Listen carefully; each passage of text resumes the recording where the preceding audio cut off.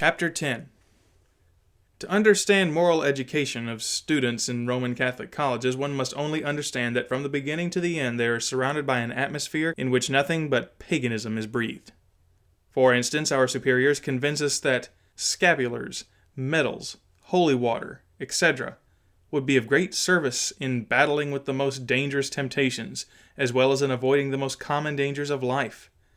Consequently, we kept them with the greatest respect, kissing them in the morning and evening with affection, as if they were powerful instruments of the mercy of God. Then we discovered in the Greek and Latin historians that they were nothing but a remnant of paganism. The modern Pontifex Maximus, the Pope of Rome, supposed successor of St. Peter, the Vicar of Jesus Christ, resembled the Pontifex Maximus of the great Republic of Rome like 2 drops of water. Our Pope preserved the name, the attributes, the pageantry, the pride, and even the garb of that high pagan priest. Was not the worship of the saints absolutely the same as the worship of the demigods of olden time? Was not our purgatory minutely described by Virgil? Were not our prayers to the Virgin and the saints repeated almost in the same words by the worshippers before the images of their gods, just as we repeated them every day before the images in our churches? Was not our holy water in use amongst the idolaters, and for the same purpose? We knew by history the year in which the magnificent temple consecrated to all the gods, bearing the name of Pantheon, had been built at Rome. Words cannot express the shame we felt on learning that the Roman Catholics of our day, under the very eyes and with the sanction of the Pope, still prostrated themselves before the same idols in the same temple, and to obtain the same favors. When we asked what is the difference between the religion of the heathen Rome and that of the Rome of today, more than one student would answer, "The only difference is in the name. Instead of calling this statue Jupiter, we call it Peter. Instead of calling that one Minerva or Venus, it is called Saint Mary. It is the old idolatry coming to us under Christian names."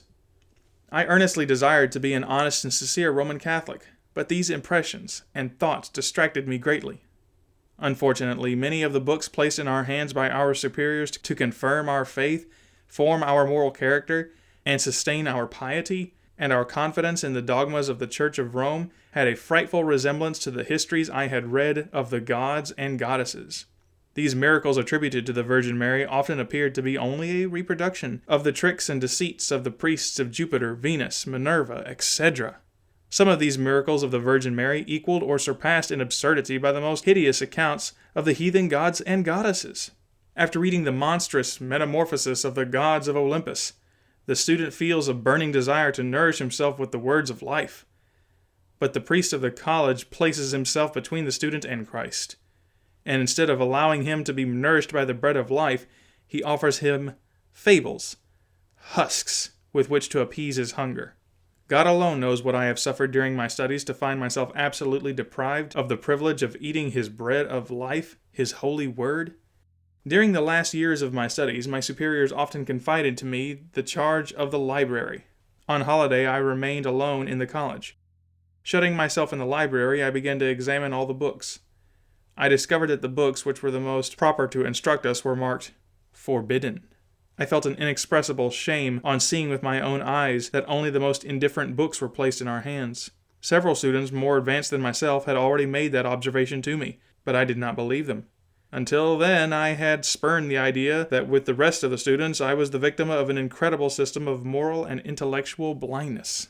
Among the forbidden books, I found a splendid Bible. I seized it like a miser finding a lost treasure. I lifted it to my lips and kissed it respectfully.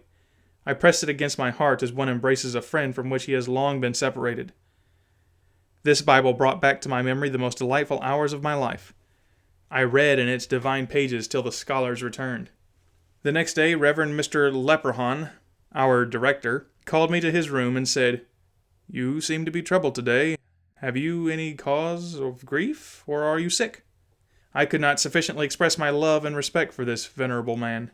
He was at the same time my friend and benefactor. For 4 years he and Reverend Mr. Brassard had been paying my board. By reading the Bible the previous day, I had disobeyed my benefactor. For when he entrusted me with the care of the library, he made me promise not to read the books in the forbidden catalog. It was painful to me to sadden him by acknowledging that I had broken my word of honor, but it pained me far more to deceive him by concealing the truth. I therefore answered him, "You are right that I am uneasy and sad. I confess there is one thing which perplexes me greatly. I never dared to speak to you about it, but as you wish to know the cause of my sadness, I will tell you. You have placed in our hands not only to read, but to learn by heart books which are, as you know, partly inspired by hell, and you forbid us to read the only book whose word is sent from heaven. This disturbs and scandalizes me. Your dread of the Bible shakes my faith and causes me to fear that we are going astray in our church." Mr. Leprechaun answered, "I have been the director of this college for more than 20 years, and I have never heard from the lips of any of my students such remarks and complaints. Have you no fear of being the victim of deception of the devil in meddling with a question so strange and so new for a scholar whose only aim should be to obey his superiors?" "It may be," said I, "that I am the first to speak to you on this matter, for it is very probable that I am the only student in this college who has read the Holy Bible in his youthful days. I can assure you that the perusal of that admirable book has done me a good that is still felt. I know by personal experience that there is no book in the world so good and proper to read, that I am extremely grieved and even scandalized by the dread you have of it. I acknowledge to you, I spent the afternoon of yesterday in the library reading the Bible. I found things in it which made me weep for joy and happiness, things that did more good for my heart and soul than all you have given me to read for 6 years. And I am so sad today because you approve of me when I read the words of the devil and condemn me when I read the word of God." Mr. Superior answered, "Since you have read the Bible, you must know that there are things in it on matters of such a delicate nature that it is improper for a young man, and more so for a young lady, to read them." "I understand," answered I, "but you know very well that Satan speaks to us about them day and night in order that we may like it and be lost. But when the God of purity speaks to us of evil things, of which it is pretty much impossible for men to be ignorant, he does it that we may hate and abhor them, and he gives us grace to avoid them. Since you cannot prevent the devil from whispering to seduce us, how dare you hinder God from speaking of the same things to shield us from their allurements?